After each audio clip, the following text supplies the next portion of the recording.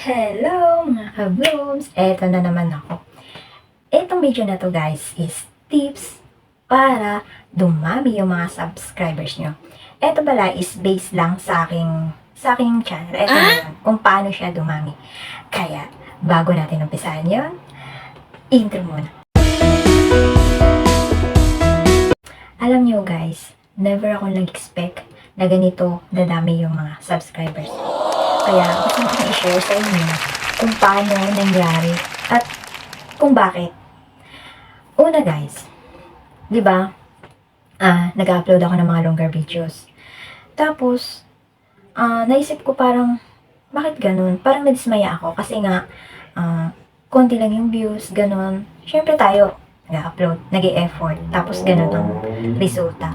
So, naisip ko gumawa ng shorts. Kaya, yun ang dahilan kung bakit dumami yung mga subscribers ko. Kaya, kung ako sa inyo guys, gumawa kayo ng shorts. Mag-upload kayo everyday. Total, ang shorts naman is, hindi naman siya gaanong mahaba eh. Ano lang siya maiksi. So, kayang-kaya niyong gawin yun. At alam niyo ba, nung ginawa ko yan, doon dumami yung mga subscribers ko. Never na akong na ganun. Dati kasi, ginawa ko yan. Tumaas yung mga subscribers ko. Tapos, biglang bumaba. Taas, baba, taas, baba. So, ano yun? 1 year ko ginagawa yun. Tapos, nag-stop ako. Kasi nga, wala eh. Kumbaga, nag-effort ka. Tapos, wala. So, nung nawala na yun, nung di ko na yun pinagpatuloy yung sub to sub, wag na talaga yung gagawin. Sa bagay nasa sa inyo yan. Pero, kasi ranas ko yan, wala din eh. Walang mangyayari. Okay. Ang dapat nyong gawin is mag-concentrate kayo sa shorts doon.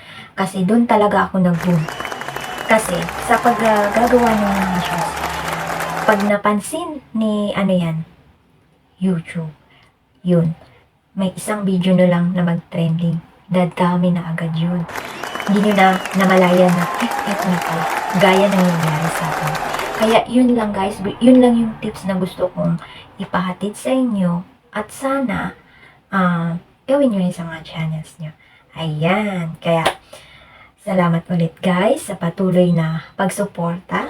At huwag nyo sa mga hindi pa nakapag-subscribe sa channel ko, mag-subscribe na kayo.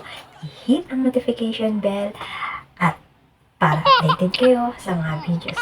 Ayan, thank you for watching. Bye-bye!